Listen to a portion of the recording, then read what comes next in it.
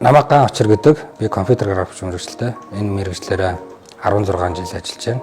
Жирийн нийгэмд байдаг бас нэг ажилчин залуучуудын нэг. Би энэ нийгэмд энэ улс төрчдийн лойр бэлхай улгаан талаар бол 2020 онд шүгэл үлээсэн.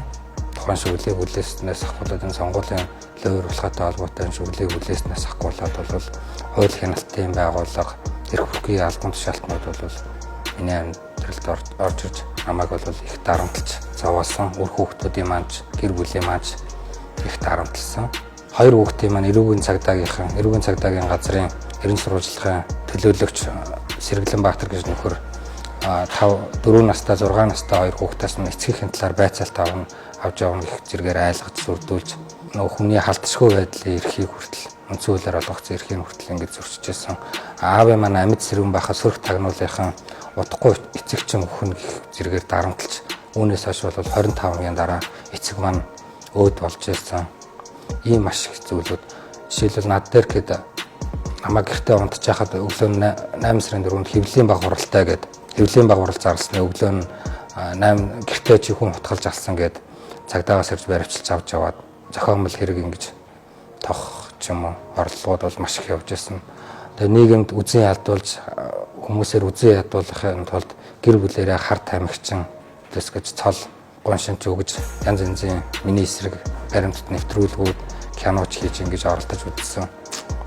Гэхдээ би нэцаагүй ямар ч эднэстэй үзэлцгээд одоо хүртэл явж байна. Тэгээд ахаад ч эднэсийн төр эрхийг хууль бусаар авсан нотлох хуримтын сая түрүүчийн 7 хоногт гаргаж тавьсан. Түүнийхээ дагуу би авилгалтай тэмцэх газар тагнуулын ерөнхий газарт бол улсын их хурлын гишүүн Ж Ганбаатарыг бол өгсөн байгаа. Тагнуулын ерөнхий газарт бол үндэсний аюулгүй байдлын эсрэг гэмт хэрэг буюу эрүүгийн хуулийн 19-2-оор төрийн эрхийг хууль бусаар авсан гэдгээр нь өгсөн байгаа.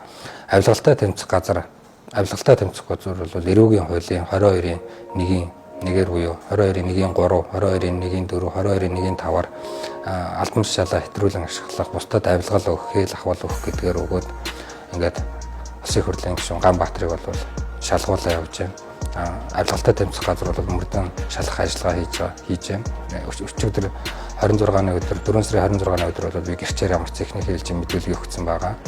Тагнуулын ерөнхий газар бол өчигдөр 26-ны өдөр бол мэдэгдэхтэй улсын их хурлын гишүүн Ганбаатарыг бол харьяал тогтоолохоор бол нийслэлийн прокурор руу хэргийг нь харьяал тогтоолохоор явсан гэсэн. Тэгээд нийслэлийн прокурор харьяал тогтоогоод төрийн эрхийг хууль бусаар авсан гэдгийг үзэх юм бол тагнуул дээр шалгаж төрийн эрхийг хууль бусаар авсан гэдгээр нь шалгах бах. Авилгалтай тэмцэх газар бол авилгал өгсөн. Тэгээд авилгал өгөхдөө яаж өгсөн гэдгээр нь бол шалгаж байгаа.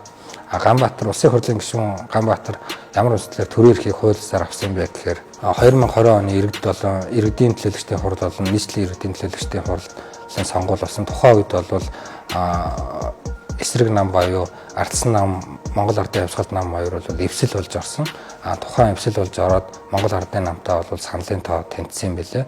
Тэнцэхдээ бол тэнцэнгүүд нь эсрэг намын гишүүн төлөөлөгч болох Магна Баярт бол 500 сая төгрөг амлаад тухайн үед нь бол 200 сая төгрөг өгж бол өөрийн намт бол хэлсүүлж нөгөө намаасаа давмгаа олж төрийн эрхийг бол ингэж хууль бусаар авсан гэдгээр явж байгаа. Тэгээд тухайн би нотлох баримтууд дотор улсын их хурлын гишүүн Ж Ганбаатар бол маш ноцтой юм ярьж байгаа. Би бол Монгол Ардын намд 2 тэрбум төгрөг төлсөн гэдэг бол өөрийнхөө амаар ярьж байгаа. Энэ нь бол тухайн намд бол мөнгө төлж бол улсын их хурлын гишүүн болдог гэдгийг бол өөрөө бол нотолж байгаамаа. Тийм учраас энэ хэргийг бас ингээд давхар шалгуулад шалгаж өгөхийг бол хүсээд хууль хяналтын байгууллагад одоо хандаад шалгалтын ажиллагаа явуулж байгаа шиг байна.